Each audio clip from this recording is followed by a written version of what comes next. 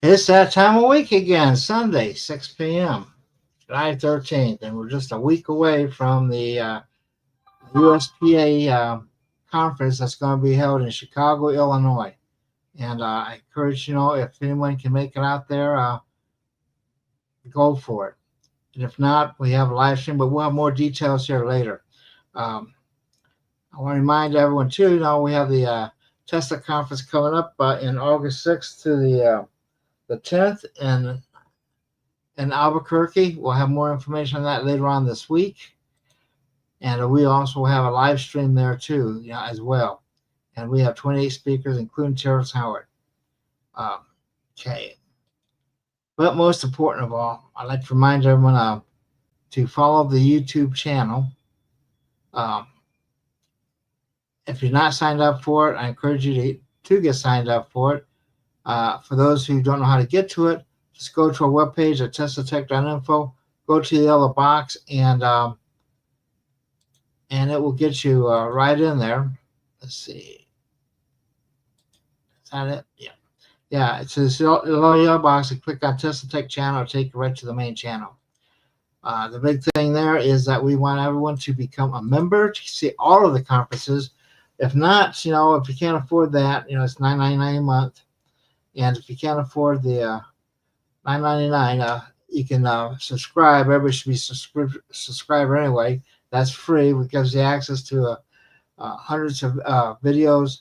Plus, it notifies you when we put new videos up. And we're putting new videos up just about every week. We put one or two videos at least up there. Like I say, I'd put more up there, but we're so busy keeping track of the conference. Sometimes we get behind on things. So, without further ado, I want to introduce you to our our USPA guys. Let me get this down.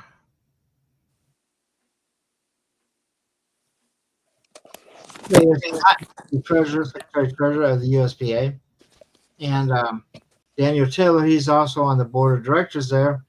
And the invisible guy will be Glenn. He'll be joining us later. We hope he got the message. I apologize to everybody right now. I'm having difficulties with my email. When I send out emails, they're bouncing right back and going into my spam, and I don't know what's going on there. So I got a long night ahead of me. So, okay.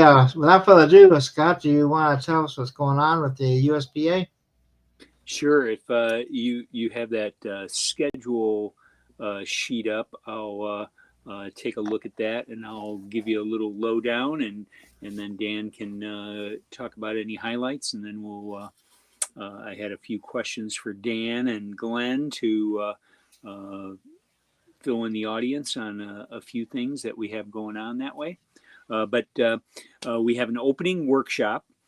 Pete Radati, who has sold almost 1 million books on radionics. Unbelievable what's going on in radionics. And he has a one-day workshop for beginners, 9 to 5 o'clock on Thursday. $125 includes lunch. It's a great bargain. He just got done with a workshop in Pete's, Colorado. Had almost 100 farmers from the Midwest, and we have about 30 some people in attendance for this one. But he's a great instructor, hot commodity right now in radionics, and he took Radionics 101 from my dad, Bob Beutlich, and Beverly Coleman back in the 90s, and so now he's back teaching.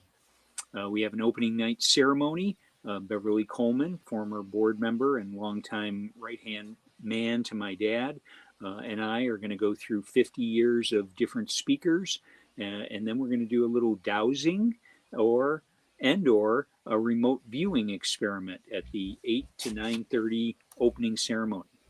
And then everything gets started on Friday. We have over 20 speakers. We're doing 2 rooms, which is a little different than the last few years.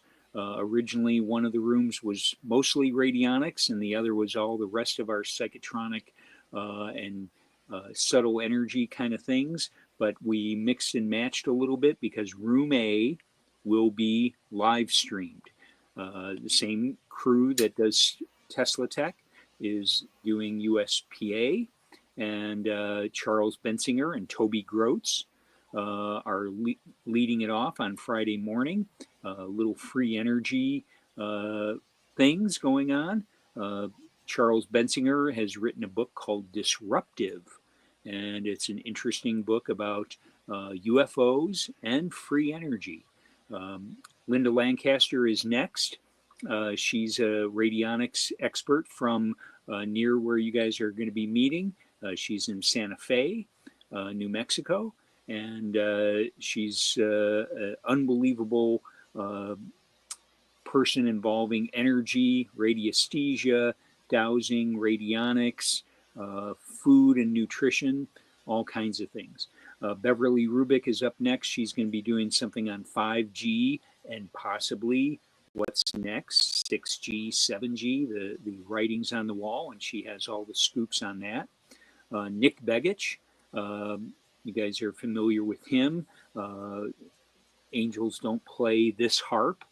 His father was a congressman who got killed in an airplane crash with the governor of Alaska back in the late 60s after they were complaining about this station being built in Alaska that's still there. And Nick is a expert on a lot of other things, and he's going to have a couple talks at our conference. And then we have something that Dan Taylor suggested we do to attract people to come in person. We're going to have breakout sessions, and these breakout sessions are going to be 2-hour sessions with some of the different speakers in that morning session, and they're going to have an opportunity to delve into the topics even more. And so we have Dan Rogers, who was on this show a few weeks ago, exciting engineer who's into free energy, into ancient wisdoms. Dr. Michelle Peel, she's a great radionics practitioner. We're so happy to have her. Pete Radati and Sam Chowdhury are going to be doing a session. And Nick Begich and Beverly Rubik are going to be doing a session. And Jean Manning is going to be in there as well. She helped Nick write that book, Angels Don't Play This Harp. The evening speaker, Daniel Brinkley. What an exciting guy. He's called me a couple times in the last couple weeks. He's very passionate about radionics and giving people the chance to take care of themselves. He credits radionics with keeping him around as long as he's been after 4 near-death experiences. And so he's got a great story to tell. In room B, we got a couple of other speakers who filled out speaker forms and made the mustard. So we have Stefanity Salazar and Alice Buchanan, both somewhat radionics related. On Saturday, we have Marty Lucas, one of our former officers, Jean Manning, famous writer of free energy information, Jerry Jin. What's the name of the group he runs out in California, Daniel? FMBR, Foundation of Mind and Body Research or something. I forgot what it stands for. Okay. FMBR.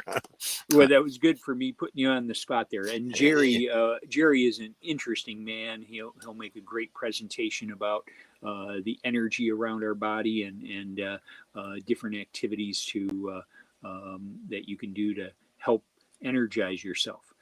Pete Radati is going to do a talk on a new technique that he has in radionics, a new thing you can add to any radionics device to make it process quicker. Very interesting. He's going to do some science behind this. And then in the other room, room B, we have Stephen Spencer, a holistic doctor, Don Paris, who's coming to Tesla Tech next month. He's with the SE5 Radionics device. Libby Rutledge, going to be talking about colors involved in radionics. And Darren Starwin, also from California, involved in, he used to be involved more in devices. Now he's more involved in hands-on healing. And he's going to be doing a breakout session that'll be live streamed. Jerry Ginn will be doing a breakout session. Don Paris and Ed Kelly will be teaching about his new inexpensive radionics device that he's come out with this year. And then we have a banquet on Saturday night. Meet the Vendors is also an event on Friday. And then on Sunday, we only have one room. We got squeezed out of one of our rooms by the hotel because they changed the coordinators, and communications got mixed. So we cut out something. We cut out one of our members' meetings, and we squeezed in our speakers. So we have all our speakers available. Alessandra Pravita is from Italy. She's the president of the Radionics Association there. Heidi Yurka just came out with a book, The Making of a Psychic. She was one of Andrea Puharich's space kids and worked with the Mind Link. And she was in one of the houses that caught on fire when the CIA was angry at Andrea Puharich, wanting to send him a message that he didn't do something they wanted him to do. Interesting story. And then George Kipper, one of our past board members, a great agricultural radionics practitioner. And then the guy who's missing on our screen right now, Glen Rein, research biochemist physicist who does a lot of things with structured water, and he's getting more and more involved in radionic techniques to enhance water and other devices besides radionics. And then again, we have Nick Begich. He's going to be talking about living off the land. He's building a place up in Alaska. I know a lot of people are interested in preparing, and he has an interesting story that he's going to be talking about in that session on Sunday, and that'll be live streamed again. And then we have an afternoon session with Radionics panel led by Daniel Brinkley, and another 6 or 7 of those. Daniel Taylor will be moderating that one for us. And then in another room, and this won't be live streamed, it'll be interesting for the Tesla Tech people, we're going to have a free energy panel with Toby Groats, Charles Bensinger, Gene Manning, our board member Al Kaspersky, who was on this show a few weeks ago or almost a month ago. We're going to have some interesting conversations about free energy and the status of devices that are out there. And that'll be an exciting thing. We'll be recording it, and we'll go from there. Now, if you show us that other, and then on Monday we do have 2 workshops, Marty Lucas and Darren Starwin, and quantum healing and advanced radionics. The advanced radionics is a 2-day workshop. So we have a pre-conference, post-conference, and 20 plus speakers in between. So we have an exciting event going on. We hope you join us in person. If not, live stream from howtube/USPA is a way to access that. And Steve, if you show that other poster, there's a URL, QR code, that will get us to the web page. And there's something special that Gail put on the web page that I wasn't ready for, but it's up at the top of our front psychotronics.org, if you even just go to that. Take me a minute because I don't have it. So why don't you go ahead and talk about something else? Okay. There's if you go to our website, all the conference information is there, the schedule is there, and so on. But if you go there, the first 3 things is something that Toby Groats has prepared for this conference. It's information that they're going to be talking about in the free energy realm. and Toby has some downloads so that everybody can be prepared for what they're going to be talking about. And so this is open access for everybody from Tesla Tech. You come to the USPA website, and there's a couple downloads, and this will be the kind of stuff that Toby and Charles and Gene Manning and Dan Rogers is another person who's going to be on this free energy committee, plus Al Kaspersky. So a lot of good stuff there. So that's my spiel about the conference, and I thank Steve so much for being a supporter of us. We're two kindred souls that have been tied together for many years. The USPA started in 1975. My dad was one of the founding members, responded to a letter from Jerry Gallimore, who had written a book called Unusual Energies. And everybody who purchased his book from Borderland Research got a letter and said, hey, come to a meeting in April of 1975 in Indianapolis. And 75 people showed up, and they enjoyed talking about their common interests and new ideas so much that they decided to meet the next year in Washington, D.C., and then the next year in Atlanta, and on and on and on. We've had 42 conferences in 50 years, and we're excited to have lots of that material recorded. We have 1,400 digitized recordings. We've been having master classes every month for the past 5 years, not this month or August, but we'll start back up in September. And we have a lot of great information to share, just like Steve does. And our membership fee is still rather modest, and gets you access to 200 videos in our members area. So there's the QR code. If you this is a different QR code. This will take you to the live stream page. The sign up okay. And like the other one, I couldn't pull off because you didn't send it as a separate. Yeah, I know. I sent it. I just copy and pasted it in the text mail. Sorry about that. Okay. Well, I did put a link in that private chat. I don't know if you can use that or not, Steve. No, that's going to a. Well, I can. Let's see. Anyway, go ahead, keep talking. Yeah. So anyway, we started in 1975. Toby Groats did a talk about UFOs in 1981 or 1982 in Denver. Golden, Colorado was where the US Psychotronics met. And then he found out about Tom Bearden and all the other things going on. And within 2 years, he got Elizabeth Rauscher and Bill Van Bice and Tom Bearden and Steve Ellswick to all get together. What was the name of your conference in 1984, Steve? The International Tesla Society, or the International Tesla Conference. Yeah, and a lot of the people had come from USPA. I just ran across my dad's playbill from that conference the next year in 1985. I was going to take a picture of it and send it to you later, see if you know anything about that pamphlet. I believe you wrote it, right? Which one was it? 1985. I think that was the same conference, but I'll double check and send you a copy. We did a 1984 conference, and that was the first one. And it was picked up by the New York Times. They had a big spread in the New York Times all about Tesla and the conference and everything.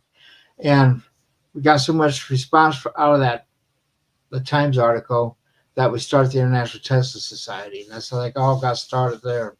Yep. And then our next conference was in 86. Oh, 86. Maybe I misread my dad's folder that he has just a few feet over here in the basement. In any case, how exciting. I mean, our things rolled from one to the other, and people were sharing ideas, and people are still sharing ideas. It's an exciting thing where we're all exploring these boundaries of science and consciousness and possibilities. And it's great that you're persisting in this same kind of thing, and we're persisting, and we hope that we can support each other as we have been, and both prosper. And for those who want to check out the webpage, just go to psychotronics.org, and we have the complete thing there. But just psychotronics.org will get them to your The main front page. page, and that's go where the to Toby that's where the Toby documents are that he wants people to read hundreds of pages of stuff so you guys know what he's talking about. He's really excited about sharing stuff. And those who just want to get on the live stream, just click on the QR codes, and that will get you to the Psychotronics sign up there. And I think he put quite a bit of information up on there. There's our whole conference speakers information is there, and it's a very good thing that Mike from HowTube has set up, and we're excited to have him helping us just like he's been helping you for the last few years.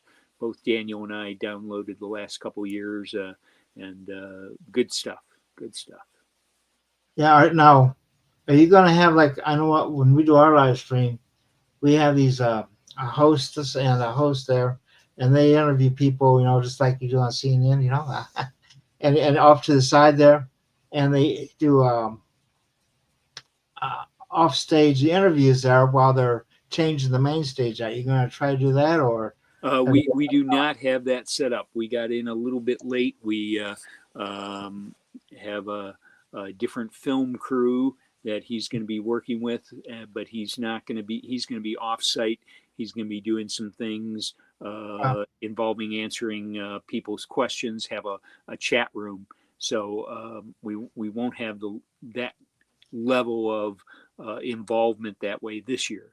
If we get into it again, we'll definitely try to enhance that, just like you have. Well, he doesn't have anything to do with what we do as far as like those things go, because we just shoot them off a steady signal, and what we send him, he live streams. Like what you see cool. Here. It's a lot of work. Our guys are putting in from like 8 a.m. till about 8 p.m. Yep. And it takes a lot of work to do these conferences. This is one of the first years. This might be the second time out of 42 conferences that our own crew hasn't done the recording.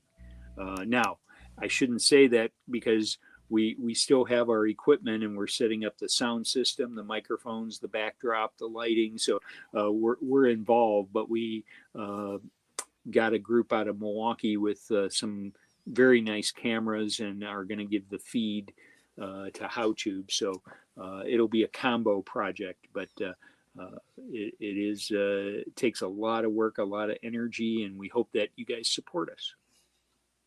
We support, a lot of efforts. We're trying to pull more groups together, before we had coffee, had their conference right down the hallway. With Tom Vallone's group. Yeah, those were fun. The MPA did one with us. Mm-hmm. But, we need to get more conferences. We need people to come out to conferences. I want to echo that. I know, Steve, you say this quite often, and it is so true. You can watch a lot of things online. There's no shortage of videos and things like that out there. But there's nothing like, going to one of these places and meeting these people in person. You can hear their talks, but you have all the informal interactions that are unscripted.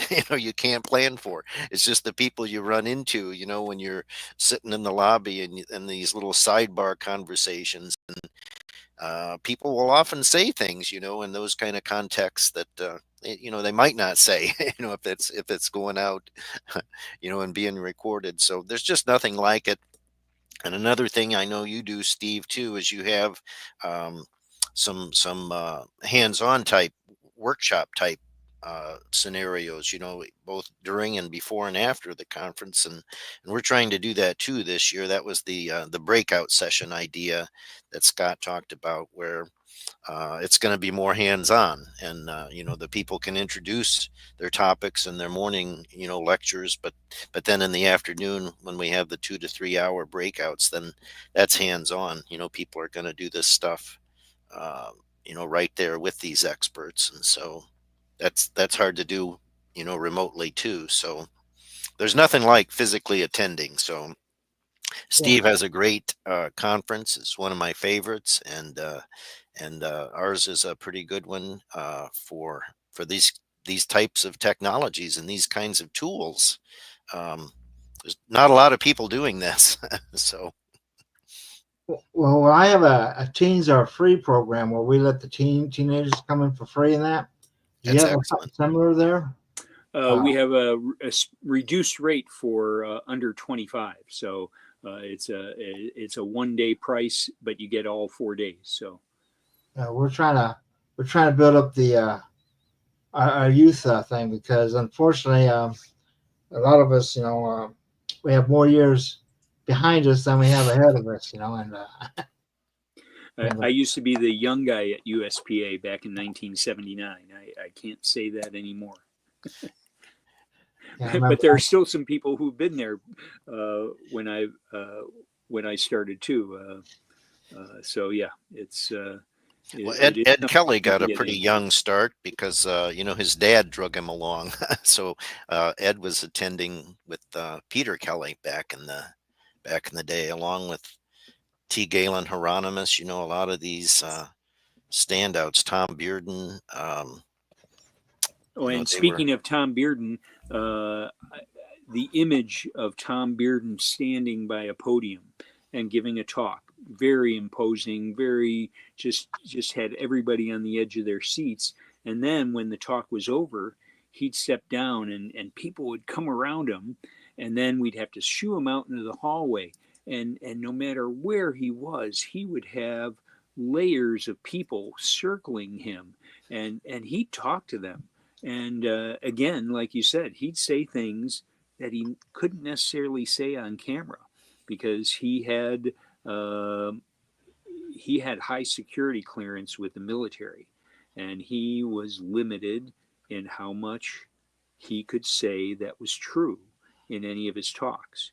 If he went over 75% of the truth about scalar technology, Soviet weather engineering, Soviet weaponry, U.S. technology, he'd be he was afraid for his wife and his family's life. Um, and so you'll see that if you look at the 20 videos we have of Tom Bearden, you'll see that sometimes it's a little different.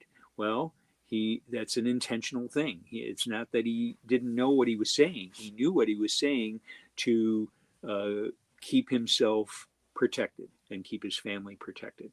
Um, and we just had a young guy from Florida who is working on Tom Bearden's videos and using AI to try to piece things together to figure out where the bad things are and where the good things are, and tie the knots on his complete story, because people are still trying to unravel the ideas of free energy, and the science behind it, which is what Tom Bearden was into.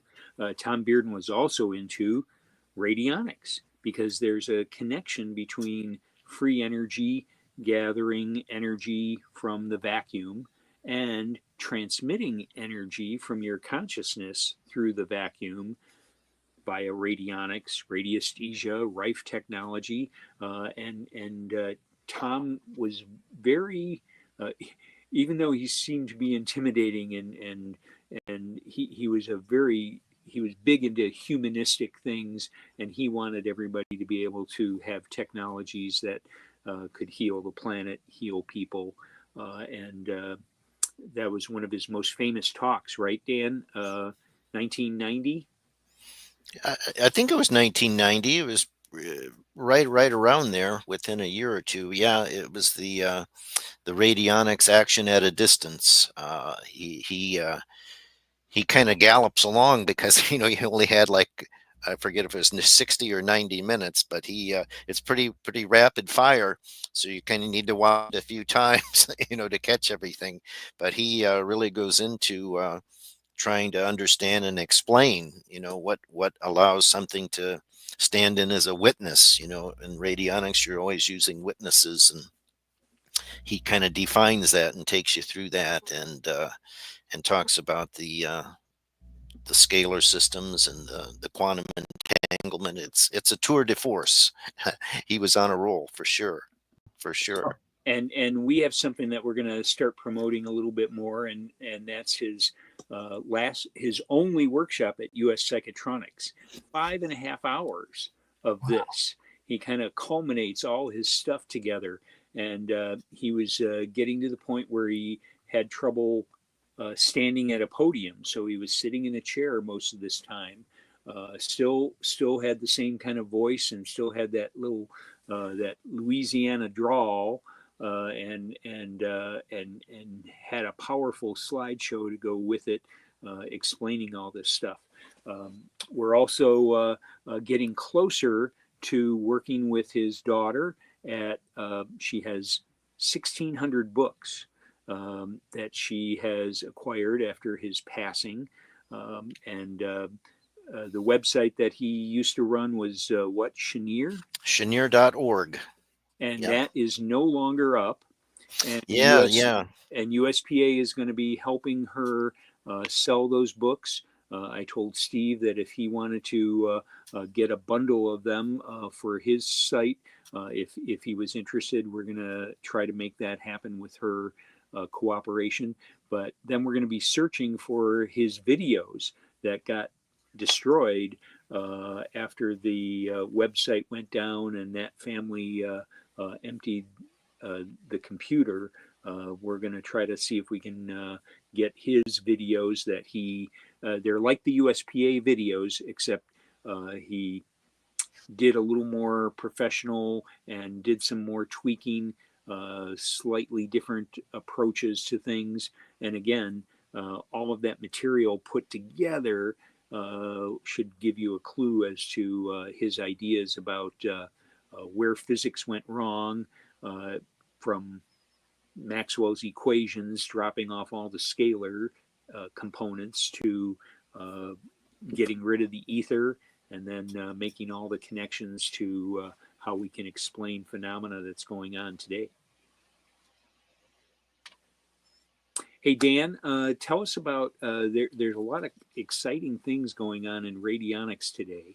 I know Steve has had some practitioners that have talked about that at his conference, but we tend to have a few more involved in that. It's one of our, originally US Psychotronics was called the US Radionics Congress, but we thought that radionics was a little too dangerous to use out in public as a name because of some arrests that had been made in the 50s, right? And we turned to that new term psychotronics, which now has some other connotations that we're trying to figure out if we should stay with it or not. But tell us about some of the exciting things going on in radionics and how it's evolved in the last 40, 50 years, or even in your time span of 30 years of being a practitioner and a student. It really has. It's not been a static, field at all. A couple months ago, we were lucky to do an interview with Nick Franks. The two of us joined him online, and he's a radionic practitioner in the UK, and that's where I met him. And when I was doing training over there, and he really took to it and ran with it. And he's a good author. He has a good book, The 21st Century Radionics, it's called. He's trying to take it, from this past. It's been around 100 years. It's 1920. It has been 100 years, and so it hasn't gotten stuck in place. It's kind of evolved along. It went from the the the amplifiers, the tubes to from Hieronymus to Peter Kelly, that became more of a solid state. And with Willard Frank, they started bringing in computers. Also, Don Paris is coming to the conference. When Willard Frank passed away, Don Paris took the mantle of the SE5, the fifth subtle energy instrument that Frank had designed, and he's just run with it. He's just taken it on and on. And in fact, he's coming up with some systems now where he's got subsystems where they're sort of preloading their own version of artificial intelligence and AI. It's more or less using it as a databasing type system, which they're creating themselves. In other words, it's not just pulling things off the internet, because again, there's no way of knowing if any of that's even true. But they're preloading their own little subsystem, which then they can use for this really rapid databasing and linking and organizing and sorting. And they're pulling in ways where you can use this system which will grow over time to sort of create radionic programs, based on a few key inputs, a few queries. You can load it with a few things you're looking for and end up getting back a radionic program that's ready to load and run. People have advanced imprinting technologies of ways that you can imprint a lot of these tunings and frequencies into storage mediums. And the idea of the storage mediums is even expanded, and originally it was like imprinting into the little saclac pellets like homeopaths did, or to little vials of water. Well, now they're doing it into quartz rods and things that will hold many more tunings and more rates. And Pete Radati is using hotel key cards, right? Yeah, exactly. And imprinting them, and then making mass copies, and you can just put this in your wallet, and there you have this living radionic rate with superimposed information from the collective unconscious and the world, and help you with some of your ailments. It's amazing stuff, isn't it? It really has. It's not stayed stationary at all. It's still being further adapted, and people are adding to it. It's kind of spreading more globally too. Nick Frank's book has been translated into several languages, and I know it's been translated into Dutch and some Eastern European languages. And what's Nick Frank's main radionic feature? We said we just interviewed him, but how do you see him different than Peter Kelly or Pete Radati or Don Paris in terms of some of the things he's doing? I'm trying not to speak for him because he does it so well himself, but I think he would say that he was trying to take the systems that we were using, and you can see some of this. He was a student of Malcolm Ray. Those were his first instruments he used, and Malcolm Ray was one of the first people that tried to move beyond everything being tied down to these series of dials and rates. You had to set in the 40s and 50s, some of these radionic instruments had just rows after rows of dials, and that can be limiting. Well, Malcolm Ray was one of the first to move beyond that and use geometrical patterns. And he found that you could contain more information in geometric patterns than you could with the series of rates. So in other words, a picture contains 1,000 dials. That's exactly it. And I think Nick has tried to move even beyond that to radionic systems that more interface with that collective consciousness, which is probably the level that our subconscious minds are accessing when we're doing this anyway. But Nick's trying to do it more, realizing that's what we're doing. So he's moved beyond rates and the little cards that Malcolm Ray used, and it's working more at an informational level, I think is the way he would say it. And the cards that he does have look like fractal art. They do. Again, containing patterns of information that have been agreed upon by our consciousness to represent an illness or a cure, and Right. adapt us to those patterns. Yeah, Nick, I think you would say, yeah, he's trying to come up with tools that work more directly with our consciousness, our conscious fields, putting that as the emphasis, less so and on and, the and rates and even not just on our conscious level, but on our spiritual level and the right. other levels of ancient existences that have been talked about for thousands of years. Interesting thing about Nick, Steve, is that his background is in music, technology. Audio technology. Audio technology. He was a audio engineer. He would build 18-track sound systems for rock bands, and so his degree of engineering and tuning into frequencies and controlling all have led him when he Mixing started and yeah. mixing and all when he learned about Malcolm Ray and a couple other people were involved in his education back then. Uh, it just mixed together into his background of technology in mixing and sounds into mixing radionics information. He's considered to be a maverick in England by the Radionics Society, correct? Correct. Yep. Because Uh, he's trying to push the envelope, So it's worth looking at. It's worth looking at. So yeah, it's a very rapidly developing field, and it incorporates other things. Like Jerry Jin, he incorporates a lot of work with biogeometry, and he pulls that in, and you can pull that in with radionics as well. Alessandra Previti from Italy, she's done that as well, incorporated that into her work. Radionics is the ultimate melting pot. You can almost any other thing or modality that you can bring it in and find a way of using it, with radionics as well. So, and then you can uh, do it at a distance. right, right.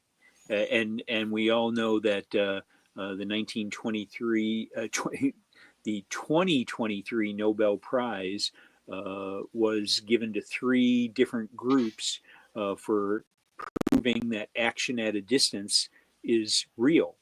Einstein created the EPR experiment back in the 50s to get quantum physics out of there. As He a did thought not. experiment, He yeah. did not. He did not like quantum physics.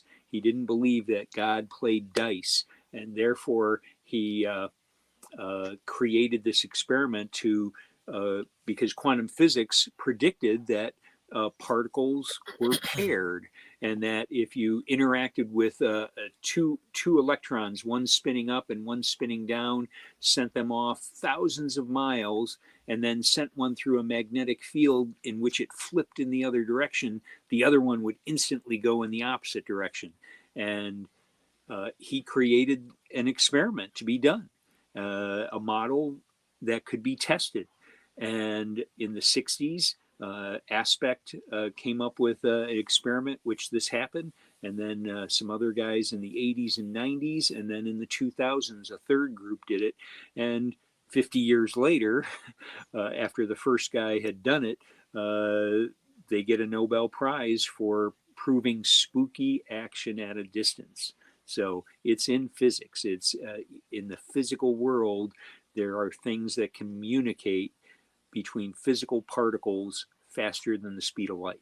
And this in lies Tom Bearden's ideas, not only about tapping energy from the ether, but about tapping energy from consciousness and communicating information at a distance. Yeah, all of this stuff from our Steve's conferences and our conferences. Remember when we had Mark Seifert, who was the biographer? I think he has two biographies of Tesla. Yes. They're really good. We had him as a as one of our masterclass presenters.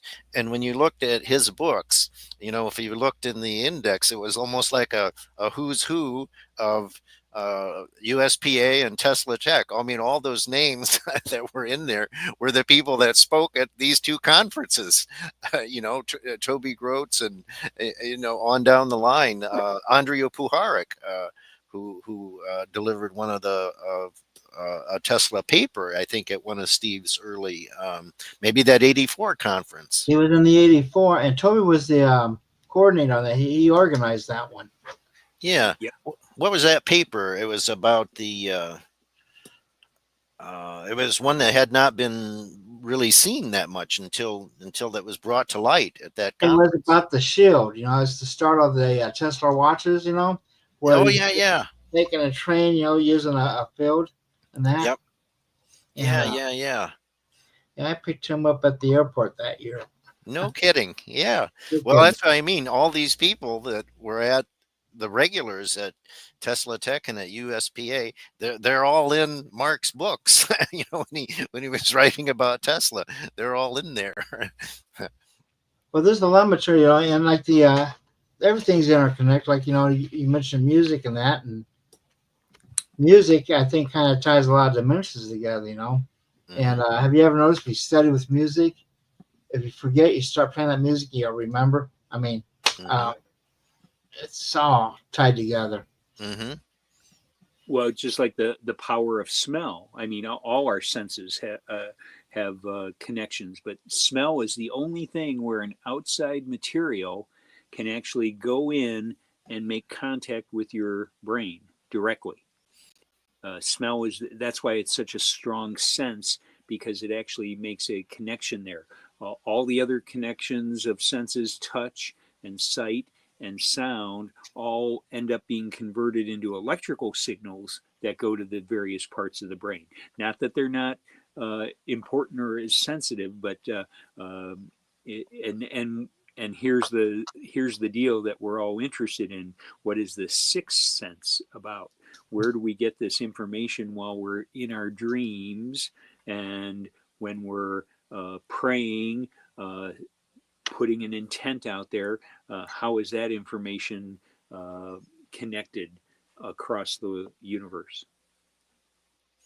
It's like remote viewing. A lot of people will trace that back to Ingo Swann, but he was very adamant that no, that's just the term we're using now, but this is not something new. This is an ability that people have had, going as far back as in history as you can. It's these undeveloped or unrecognized senses that really are, and he made a point, of course, that a lot of cases they get suppressed, and I think Steve's seen that as well with a lot of these technologies and a lot of these inventors and a lot of these experimenters, that suppression is part of the game. And that's another reason why, groups like these are so important. It's a place to keep this stuff alive and get it published and get it out. That's another thing that's becoming lost. A lot of people are going to strictly the internet, and I'm not so sure that's a good idea. Right. I want to get back to writing, and printing, Right. There's something about the smell of ink, it makes things really real, Yep. Just like your beautiful programs that you create. It's a work of art, and I contacted you a few years back, and my assistant said, well, why doesn't he just put it out electronically? And there's that connection that you have to the feel of a piece of paper in your hand, and the sight of the information there, and the words going through your eyes instead of through your ears, or. Well, I do know, like, I had to print my program for my conference. I do a print program. I do print out, thousands of them. I mail out about thousands of them. And it's cost me more to mail out than it does to print. And but nobody signs up until you actually mail them something, and they get in their hands. Then all of a sudden, it's a very real thing. Mm-hmm. Until then, it's it's the internet.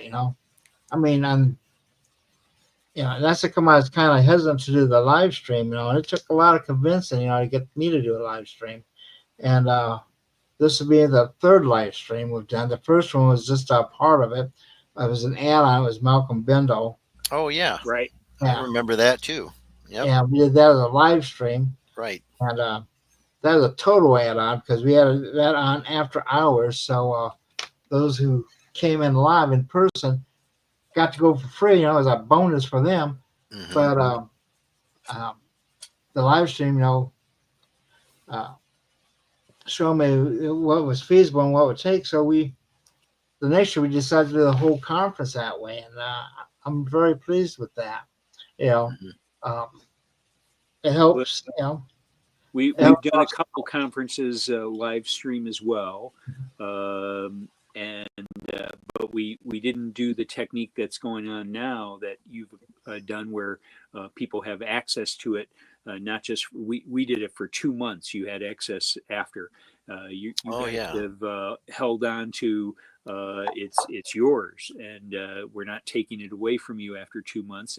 And we've done that with our conference. So it's not just live stream, because Dan and I were talking about this last year with your conference. We saw a number of things live, and then we had schedule conflicts, and so we came back a Watched couple them later. days later and we watched more of the conference after the conference than during the conference. And that's the great thing about the things that we're both selling now with the live stream, is that you can go back and have video on demand, and if you choose and you want to put it on your computer and take up space, you can do that. Or you can always access it from the HowTube website. Well, I also have people, they buy DVDs. I sell the DVDs. What's a DVD? A DVD. Yeah. DVD is what. Hey, I have a warehouse full of cassette tapes and videotapes still, and we did sell 2,000 of them to one of our members a couple years ago, and I am bringing hundreds of DVDs that we still have sitting in my warehouse, and we'll offer them for a pretty good discount at our conference at our office. Well, I have a lot of inventors and researchers that aren't on the computer, don't want nothing to do with the computer, but they like the DVDs, so they can get in there and do anything. And it looks like maybe, let's see, there he is. Oh, Dr. Glen Rein. Hello. Speaking of the guy we were talking about earlier, what was his name? Albert Einstein? Oh yeah. Glenn. I see a resemblance. Albert Einstein look-alike. Can you guys hear me? We can hear you very well. We've been talking about. Sorry, I'm late. We've been talking about going to conferences and how valuable it is. Glenn probably goes to more conferences than the rest of our board put together. He's been in a dozen countries around the world doing talks, and Beverly, of course. And Beverly is there too, but I think you're moving and grooving even more than she is at the moment. But you guys are pretty neck and neck, I guess. There we go. God keeps track of everything like that. Hey, Glenn, Dan was talking about radionics and its changing sculpture. I did want to mention, Dan, that Marty Lucas is doing stuff with quantum physics and the concepts of the quarks, and that's taking the radionic rates down to a more minute level, which has an even bigger impact on all the parts of your body. Is that the idea with it? Mm-hmm. Yep, exactly. And he's imprinting information radionically at the quark level. And how exciting is that? The only limits that the radionics people are finding right now. We were talking, Glenn, about how radionics has been evolving for over 100 years, and the only limit is what the practitioners put on themselves. If they don't put limits on themselves, they're finding that the boundaries, there are no boundaries, and that things are just fantastic. Glenn, in your work, you do a lot of work imprinting water, imprinting information on water, and you've been getting closer and closer to some radionics applications with your work as well. Tell us a little bit about your imprinting of water. Okay, well, before I do that, I want to address the first part of your statement and say that if we're working with quantum energy, and that's actually what I'm going to talk about, then at that level, we have to bring our consciousness to a higher level in order to relate and work with that kind of energy. So compared to 100 years ago, yes, people are more evolved, and the goal of communicating all this to people is to help them understand that they have to raise their own consciousness to be a better practitioner. So that's one point I wanted to make. So, but that is a great point, actually. Yeah. And here's and a plug for my talk while we're on this subject is that we believe so, and I think, and for the audience to understand that because of quantum physics, we now understand the nature of the energies that are involved with radionics. Even 5 years ago, 10 years ago, that quantum physics was not available. And now they have amazingly discovered that there are all kinds of different kinds of energy fields at the quantum level. And one type of energy field that functions at that level is what's called a quantum scalar. And the point to be made here is that we always thought it was scalar energy, but now we know there's 3 different kinds of scalar energy that we're working with, according to physics. One is linear scalar energy, the ordinary scalar energy, and then the other is what's called complex scalar energy, which involves imaginary numbers, and the third one is quantum scalar energy. So this helps us intellectually to understand the nature of the energies they're working with, but it also helps validate the whole field, because we now know that, according to physics, that these energies exist. Okay, so that's my plug. Now, back to your question.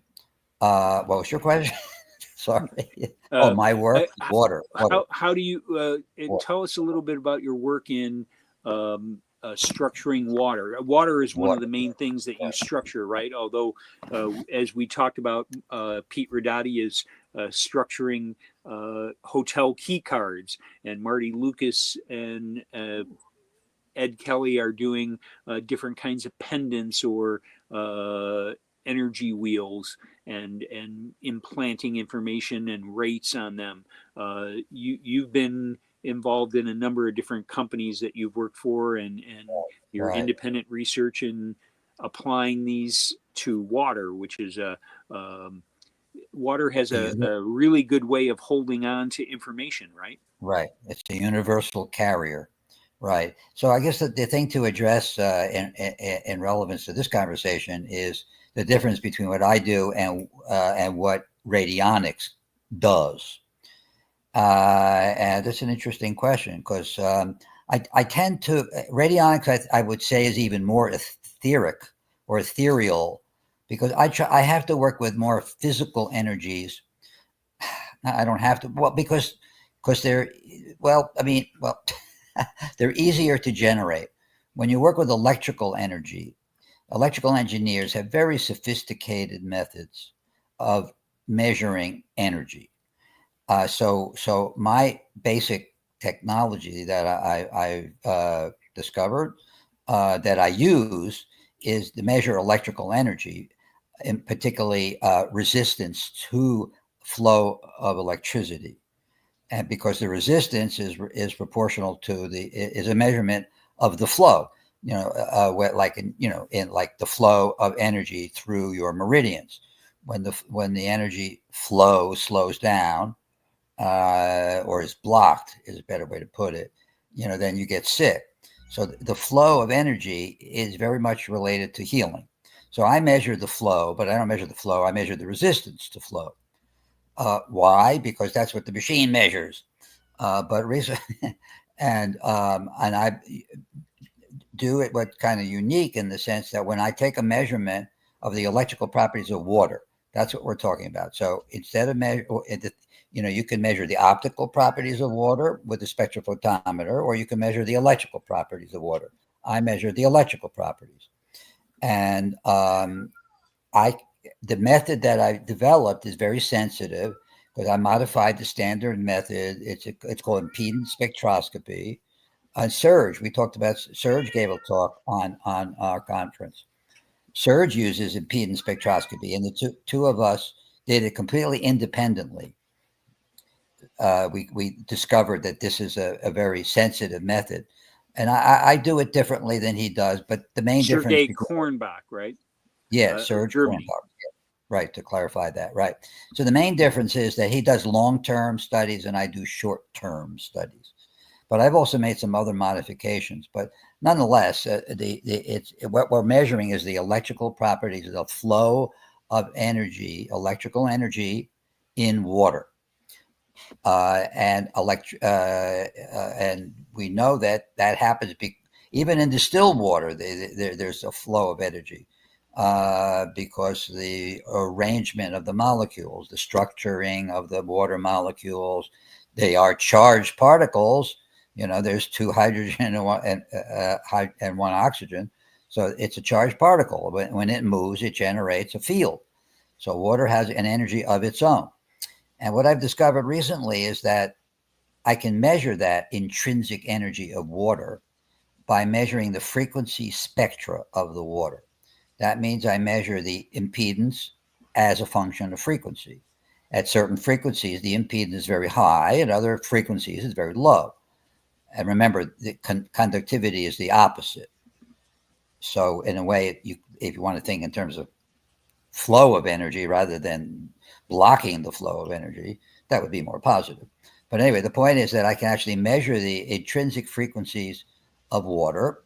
And that when I play, my most recent research, get right to the point, is that I've discovered that when you play certain kinds of music, you can create new frequencies in the water that was not there before. And some of those frequencies I've been able to measure are solfeggio frequencies, which are known to be healing. So as you said earlier, Scott, water is a carrier of the energy from the music. So you don't have to hear it; you can drink your music. Anyway, that's my spiel. And we had just before you came on, Steve was talking about the power of music and the power of sound, and then we got into our ability of all the different senses and how what a lot of what we're doing here in psychotronics is also trying to figure out what the sixth sense is and how we can interpret information that's not from sound, touch, smell, and feel. So it's all wrapped up in, and we have many different ways that we can put information into something, right? And many different ways that we can each gather that information and make it work for us. That's what you were talking about. Yeah, I didn't finish. So your question, Yep. I was going to add one more thing, if I may. Go ahead. The difference between radionics and what I do with frequency. So I use electromagnetic fields, but and the energy of an electromagnetic field or a scalar field is much grosser and more dense than the etheric energies that you use in radionics. because it's very much linked to consciousness. I try to take consciousness out of the equation just to see what the frequencies themselves do, what the energy itself does. And then when you add and I keep a very neutral, I'm there, but I keep a very neutral consciousness. In the case of radionics, there's a strong intention of the practitioner to heal the person. So that's a big part of the energy. And it's a subtle energy. So that's the difference between what I do. And even in physics, the Heisenberg principle then says you just being there also end up having an effect on your work. Even if you try not to, even if you try to limit it, which I know you do, and measure just I'm there. My consciousness is there, right? Exactly. And do you do any experiments where you put more intent into something and see if there's a difference between when you're applying some kinds of extra attention? I know you. I've heard you say something about, oh, maybe I should try to do this and in any case, go ahead. Yeah, well, consciousness. Okay, so I think I know where you're going with the question. So consciousness is another kind of energy.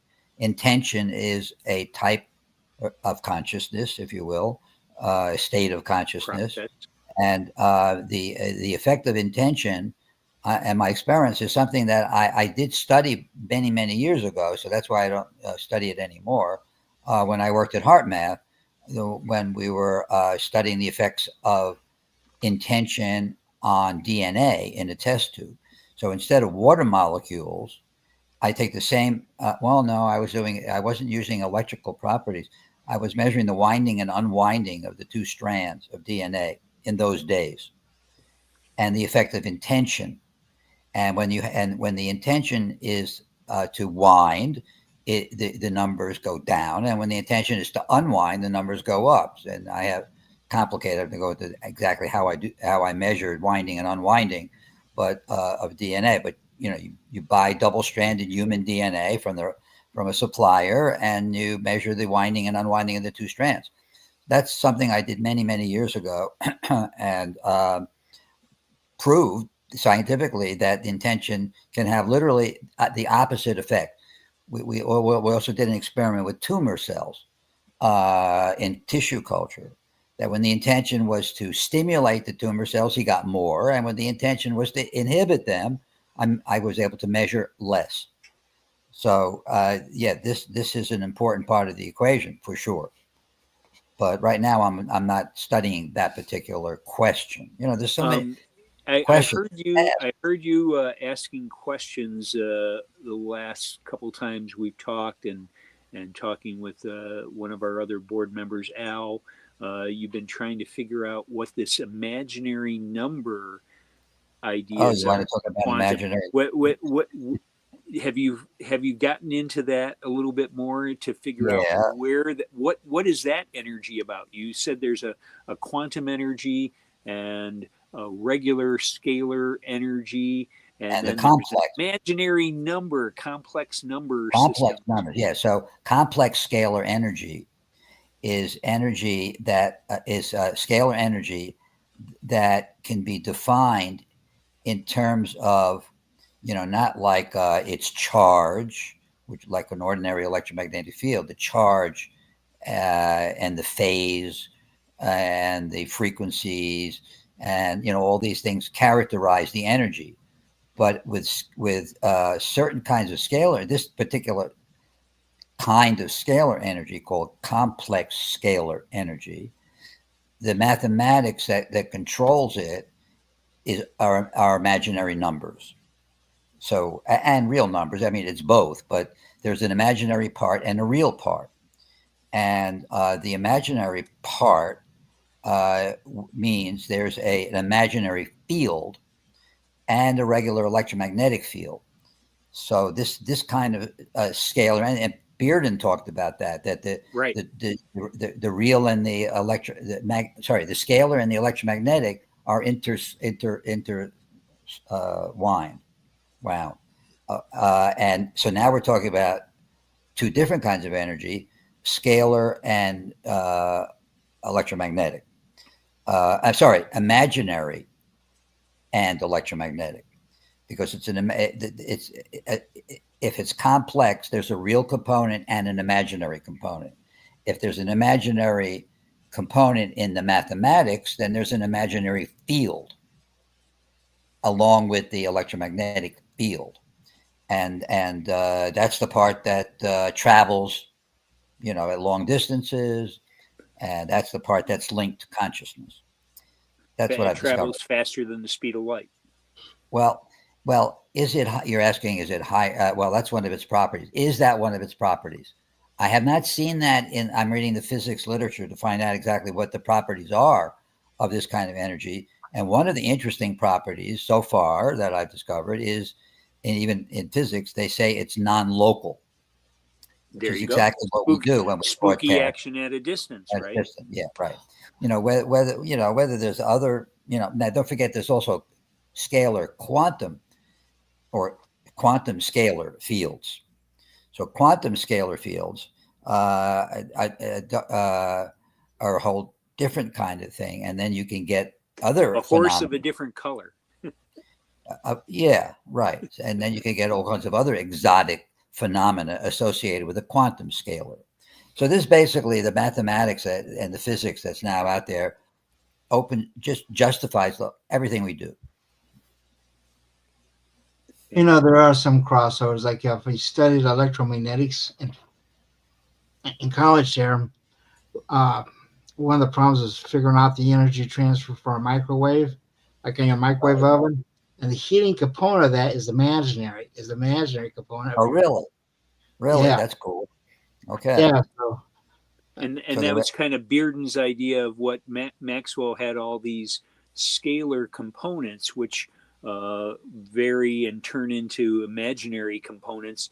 And that's what Ledbetter just got rid of because, we don't need all this stuff that drops away.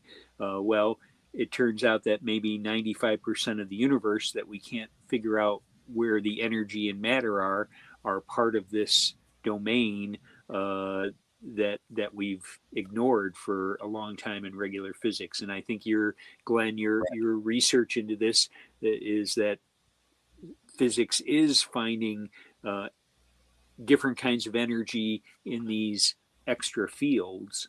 And there's all kinds of, one of the key words that they use in describing imaginary energy is that it's not real.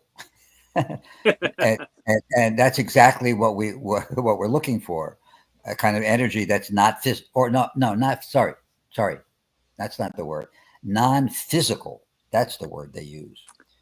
Well, and that's perfect. That's exactly what for us. That's exactly what all of us are looking for. We're looking for this stuff, and yet we're with intention and with when Bearden would say, when the fields buck and you collapse the wave function, then it can turn into something physical.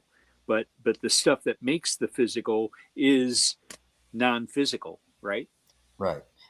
And that's exactly what we're working with. And that's the part that's linked to consciousness.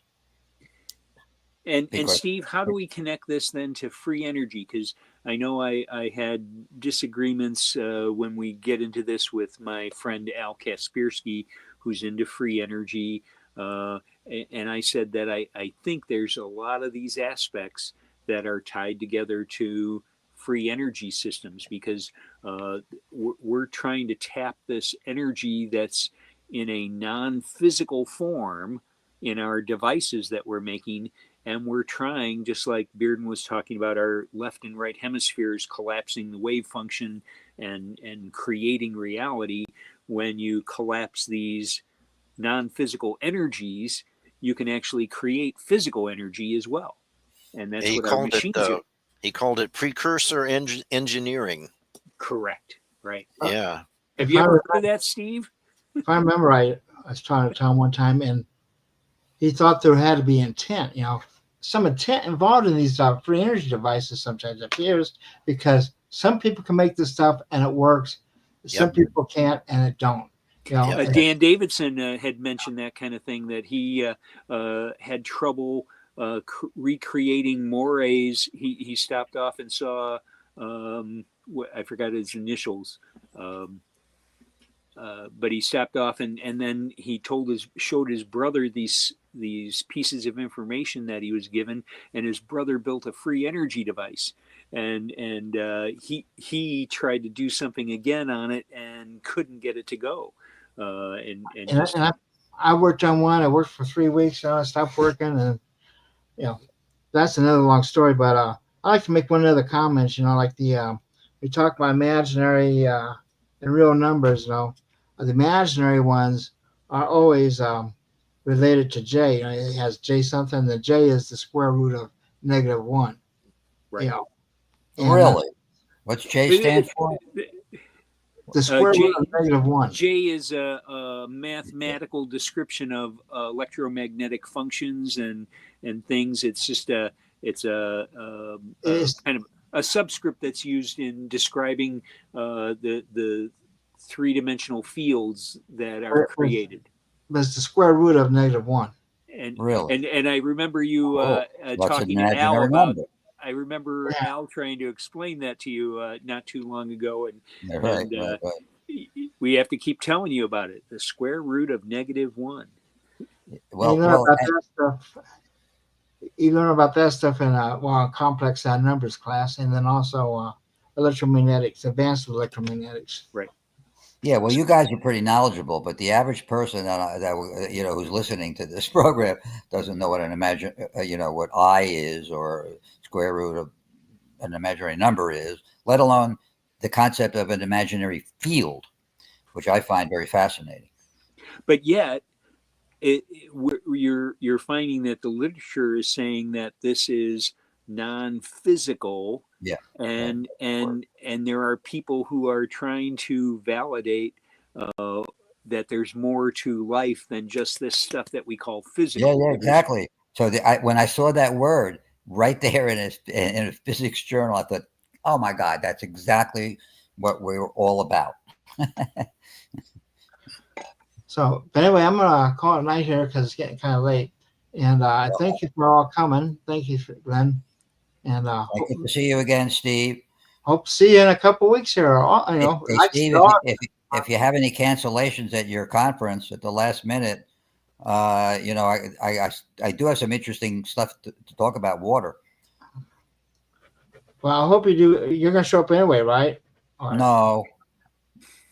Because we have some really good people there, including Paul. I know. I can't justify spending that kind of money unless I speak. Yeah.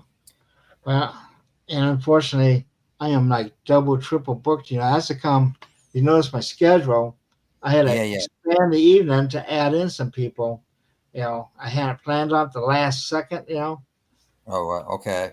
But I just throw it. Yeah, I know, and you have to organize it, and you do a great job every year. But even just if at the last minute, but you have backups. You're saying.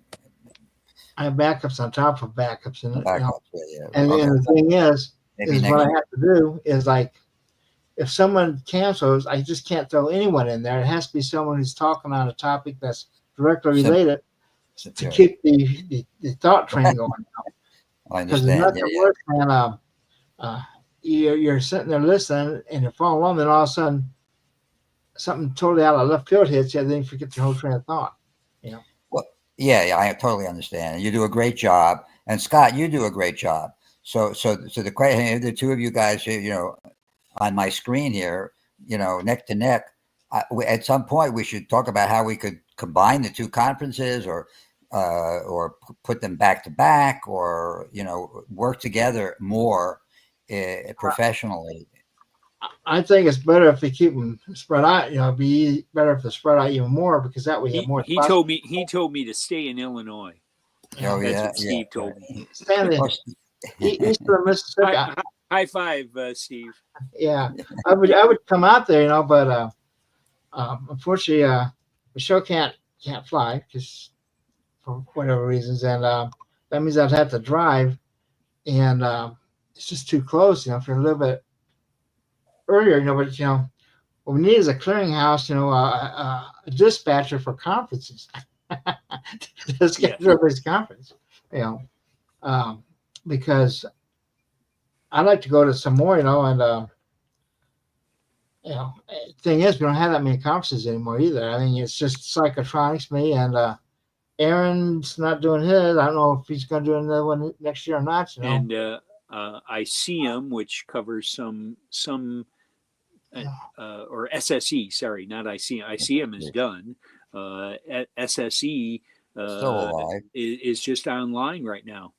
So and then MUFON, but they're pretty far out there. But MUFON, I mean, they're right on top of you this year, and they're in Cincinnati. Yeah, that would have been good. Yours would be a great one for me to go to because I'm from Illinois. I mean, Kankakee, and I have been there about 15, 20 years, you know. It's been a long time, you know. And I don't know if I'll ever be able to get back there again. I mean, I'm 70 now. Me too. You're a spring chicken. Come on. Me too. And, but what about Contact in the Desert? I went there like 2 or 3 years ago. They had 1,000 people there. It was really populated. So I don't know. You know, maybe we should think about going in that direction. Well, there's they're having problems too, you know, in that they're it is very expensive to put these things on, you know. Yeah. Like, yeah. Well, if you get 1,000 people. Right now, I'm looking at, I don't know, 40,000 is probably what it's going to cost me before this is all said and done, you know. And so you have to get a certain amount of attendees there, and you have to have a certain amount of vendors there. It's just, right. But maybe this live stream might be the whole turnaround thing, you know. But who knows? You know? But live stream's great, but you know, you just can't replace the in person. I mean, and that's where we started our conversation today. Right. Yeah. Right. Okay. Great. Because when you sit down at a table at night, you know, and you're chowing down on some chicken or that, maybe have a glass of wine there. It's a lot different environment than standing on top of a stage there, where everyone in the world is watching it, and it's all being recorded, you know. So, like I said, we agree, and I think I want to encourage you, Steve, to keep going, and I want to encourage you, Scott, to keep going, because it's a great service that you guys are offering for the whole community. And if we get conferences spaced out, you know, they used to have like the I don't know if you remember the old preparedness expos, you know, and that guy did six expos a year, all around the country, you know, and it was really good because then I could go to all of his expos, you know, for the most part, and have a table there and pick up new members and that, you know. That's how I grew the Tesla Society. But then Y2K happened, and then he saw no reason for it after that, and just continued that.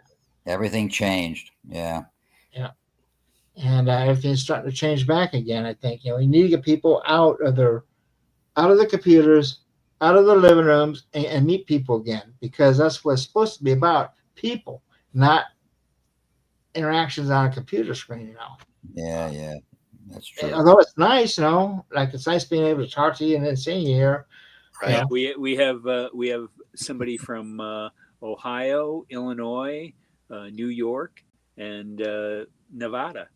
All here and sharing ideas. And thank you, Steve, for your support for USPA. And we're going to keep pushing on you about having some kind of joint event down the line, if that's what it takes for us to keep going, and we can combine forces without hurting each other. We'll just an idea. Well, it is another Woodstock for science.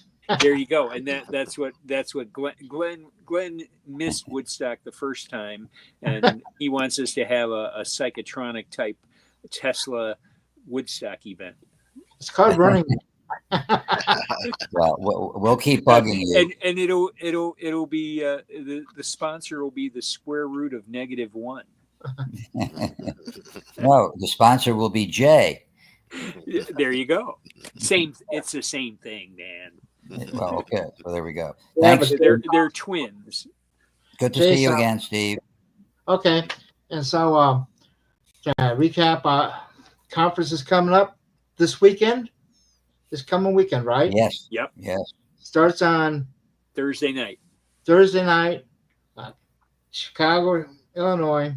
Go to this website there. You have a phone number or anything, or 815-455. Excuse me, 815-355-8030. and I put the QR code up one last time there for people. That would take you to the live stream sign up.